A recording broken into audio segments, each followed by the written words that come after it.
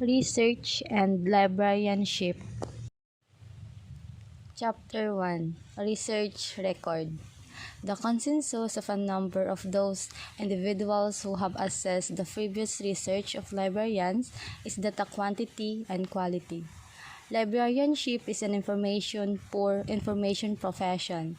Research in the field is poorly communicated, understood, and applied. Yet, they also seem to agree that there continues to be room for improvement. Definition of research is considering research in the general sense. Merriam-Webster Online Dictionary defined it as studious inquiry or examination. Helwig, in his introductory text on research methods, defined research through the careful and exhaustive investigation of all the ascertainable evidence. Basic research methods for librarians. Molly stated that research is the best conceived as the process of arriving at a dependable solution to problems through the planned and systematic collection, analysis, and interpretation of data. There are two major types of research. Basic research, also referred to as pure theoretical or scientific research, only indirectly involved with how that knowledge will be applied to specific practical or real problems. Scientific research is concerned with elucidating concepts under relations, hypotheses, and theories, and is not necessary and certainly not directly related to technical and practical problems. The second major type of research is usually known as applied research, and it encompasses a variety of specific research techniques such as system analysis and operation research.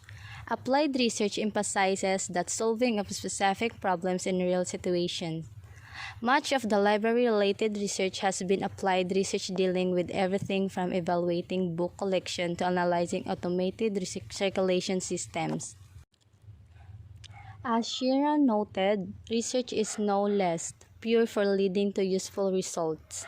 Quantitative research methods involve a problem-solving approach that is highly structured in nature that relies on the quantification of concepts, where possible for purposes of measurement and evaluation.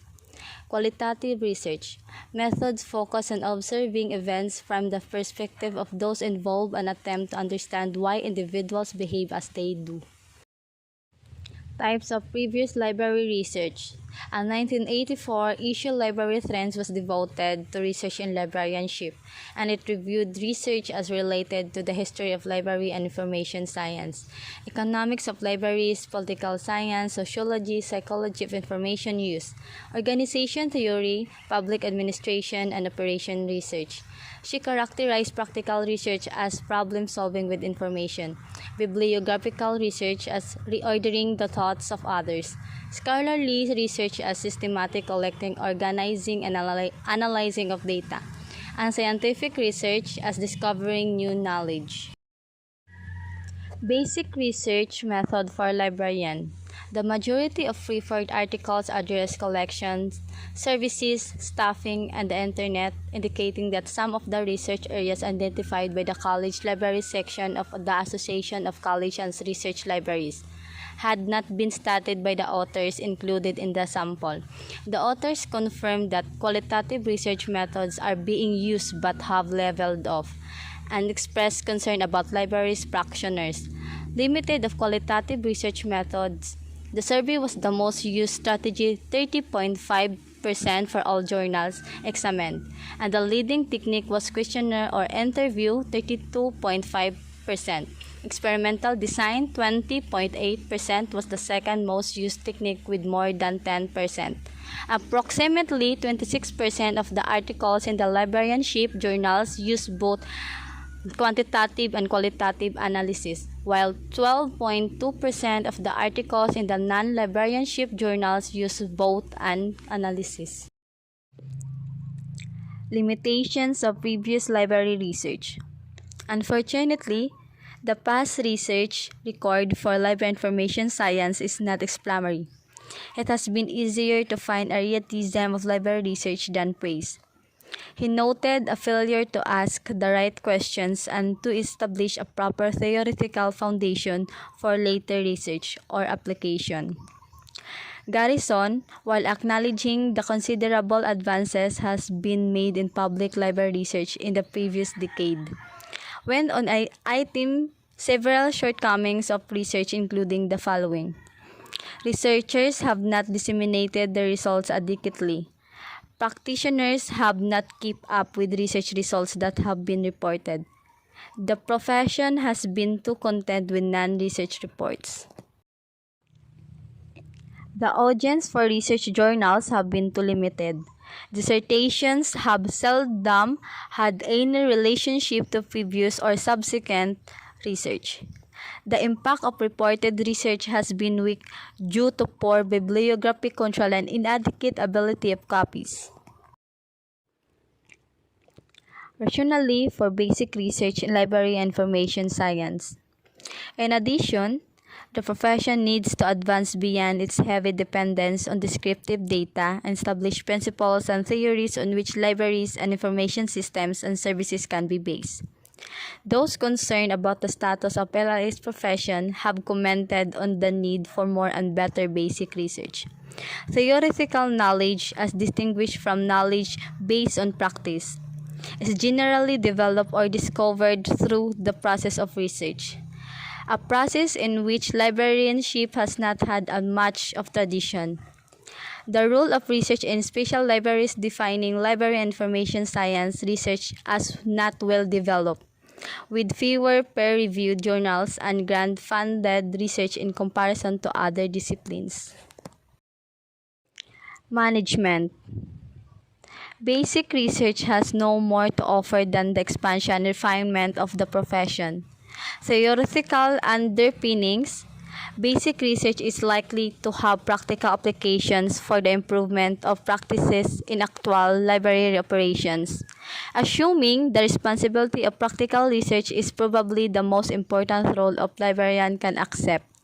The application of research findings should result in improved decision-making, more knowledgeable insights into wealth of library issue, better and more accountable services and programs, and the continued maturation of LIS as a discipline or profession. Reading research reports. Another benefit of having a reasonable mastery of basic research methods is that it should allow one to understand and critically evaluate the research reports of others. The reader who understands the process of research will question much more about the literature in general and correctly identify the working limitations of the literature. Master's degree courses in research methods were found to be significantly related to conducting as well as reading research. Improve service to researchers. Yet another advantage to having a basic knowledge of research methods, at least for those librarians who serve researchers, is the greater understanding of the needs of researchers provided by this awareness. Librarians are often recruited to help conduct the literature review for a research proposal and may even help write the proposal and conduct the research.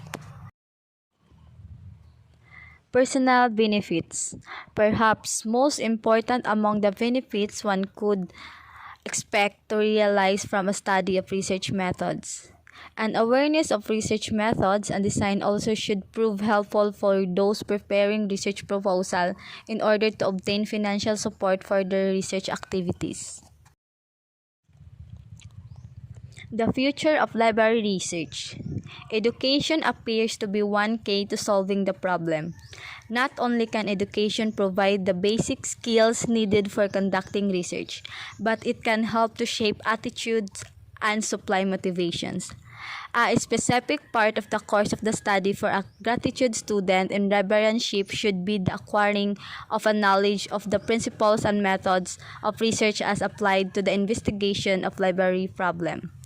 A student should learn to appreciate the contribution of research and be urged to read themselves.